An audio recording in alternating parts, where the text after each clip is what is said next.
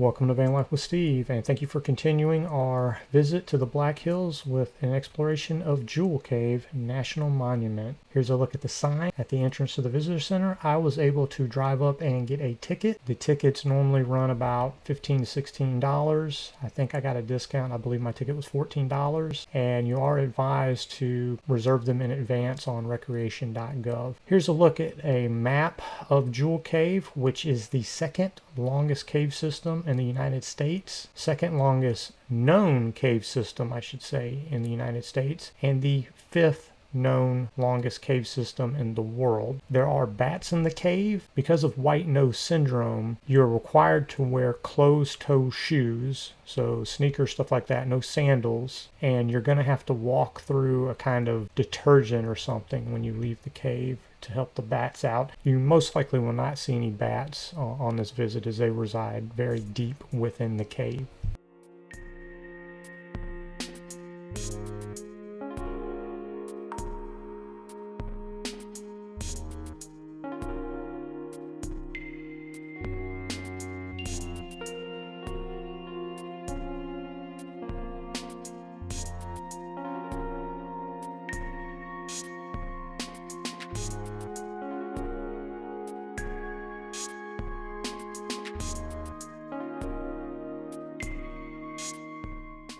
So Jewel Cave is the deepest cave in the Black Hills, going down as far as 800 feet. These bumps on the cave walls are actually dull crystals, and that's what gives Jewel Cave its name. It was discovered in 1900 by two brothers. Their names were Frank and Albert Machard, and they heard some wind coming out of a hole, and then they used some dynamite, and they realized they had a cave. And they did try to sell tours to the cave, but they were ultimately unsuccessful and ended up selling Jewel Cave, the land to Jewel Cave, to the government for $750, and subsequently President Theodore Roosevelt designated it as a national monument in 1908, and it's remained in the federal government's possession since then. Up until 1959, only about 2 miles of the cave has been explored, until an exploration couple named Herb and Jan Kahn began exploring the cave, and they ultimately went on to discover about 64 miles of the cave, and then they retired, and cave exploration has continued on since then, going on through today. Coming in here, I was very surprised to learn that I thought that maybe they would use sonar to explore the cave or something like that, but they actually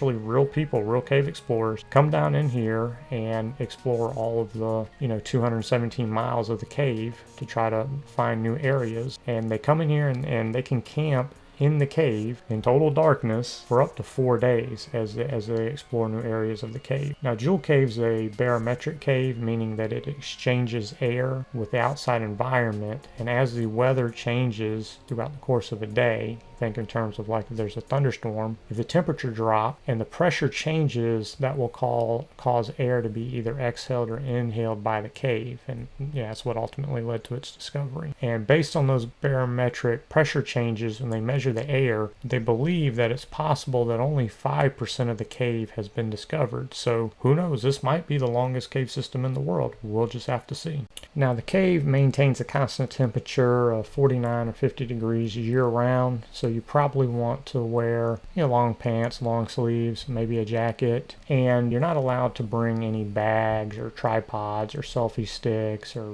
really big flashlights or anything like that down here, so also be aware of that.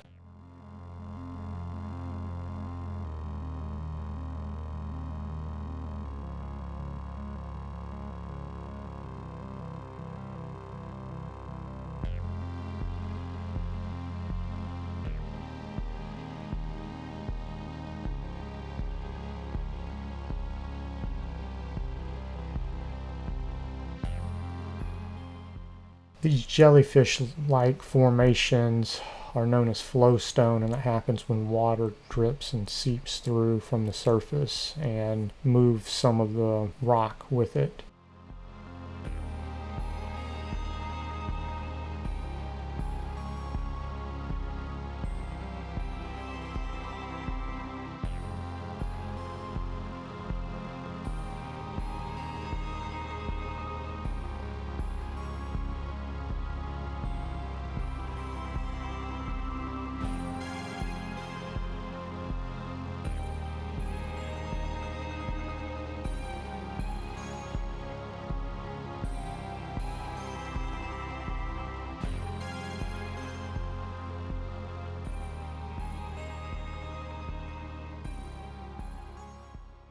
You also see an example of a stalactite and a stalagmite merging there, which will eventually form a column. And stalactite C is for ceiling, and stalagmite with a G is for ground, and that's how you know the difference between the two.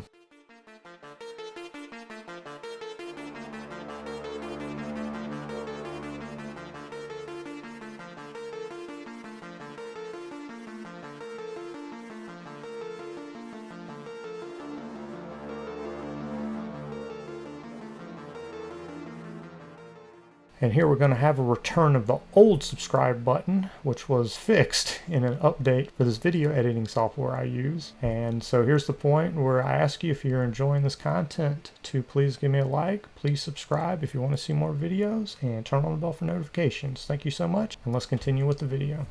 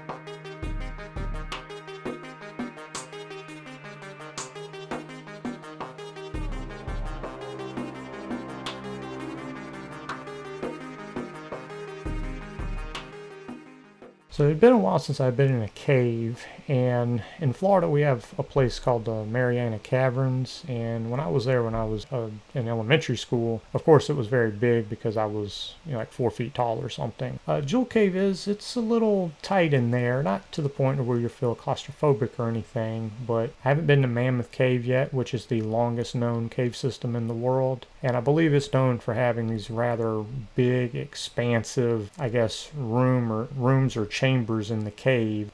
Jewel Cave's not like that, and most of the rooms are pretty tight, and you do kind of have to watch your head as you walk around. So you're not going to have these awe-inspiring kind of huge cave chambers while you're down there. So as we wrap things up here with the scenic tour of Jewel Cave, I do want to mention this. The scenic tour is about a half-mile loop through the cave. It's the most popular tour, and it lasts about 80 minutes, and they're going to point out all the different rock formations in the cave. And of course, when you get down there in the bottom where it's like really dark and everything, they're going to cut the lights off and all that. I would say it was okay. If you visit the Black Hills, I would sort of make this, it's not a skip, but I would make it a low priority. I would go see Devil's Tower and Mount Rushmore and Badlands and all that stuff. And then if I had time for Jewel Cave, I would work it in. I ultimately did enjoy Jewel Cave. I knew I wanted to do Mount Rushmore in the evening, so in the earlier part of the day, I went to Jewel Cave to burn some time so I could make sure I got to Mount Rushmore towards the evening.